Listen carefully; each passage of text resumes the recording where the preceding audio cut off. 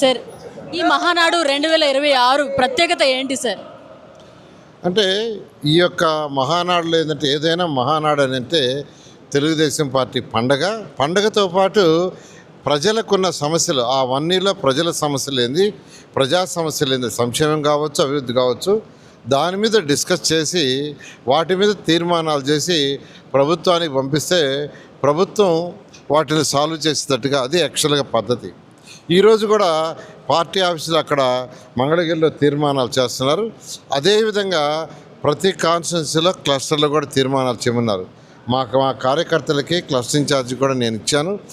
మీ క్లస్టర్లో, మీ డివిజన్లో, మీ బూతుల్లో ఉన్న సమస్యలు ఏంది, రోడ్డు సమస్యల, డ్రైన్ సమస్యల, వాటర్ సమస్యల, అంటే కమ్యూనిటీ హాల్ సమస్యల, హాస్పిటల్ సమస్యల, స్కూల్ సమస్యల, వాటినన్నిటినీ ఎత్తి చూపి ఇక్కడ డిస్కస్ చేయండి.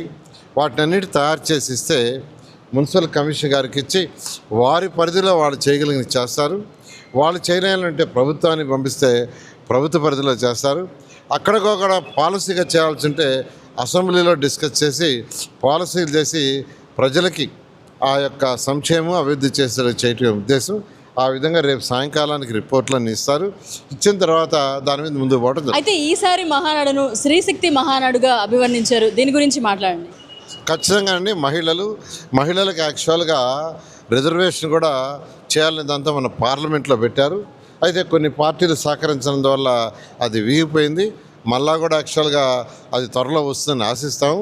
ఈ నేపథ్యంలో ఈ మహానాడు కూడా మహిళలకు హై ప్రయారిటీ ఇవ్వాలని, మహిళల సంక్షేమం ఏంది, వాళ్ళని ఎలా డెవలప్ చేయాలి, రాజకీయంగా కానీ అదేవిధంగా ఆర్థికంగా కానీ 2 విధాల డెవలప్ చేయడానికి ఏం చేయాలి దాన్ని ఈ యొక్క మహానాడులో డిస్కస్ చేస్తున్నారు. దానివల్ల వచ్చే ఏదైతే ఉన్నాయో దాన్ని బేస్ చేసుకొని మళ్ళా ప్రభుత్వ పరంగా అవసరమైతే అసెంబ్లీలో కూడా డిస్కస్ చేసి అవన్నీ చేయటం ద్వారా మహిళల యొక్క సాధికారత, మహిళలు అటు ఆర్థికంగాను రాజకీయంగాను డెవలప్ కావడం జరుగుతుంది. ఈ మహానాడు నుంచి, ఈ వర్చువల్ మహానాడు నుంచి ప్రజలకి ఏం సందేశం ఇవ్వాలనుకుంటున్నారు సార్?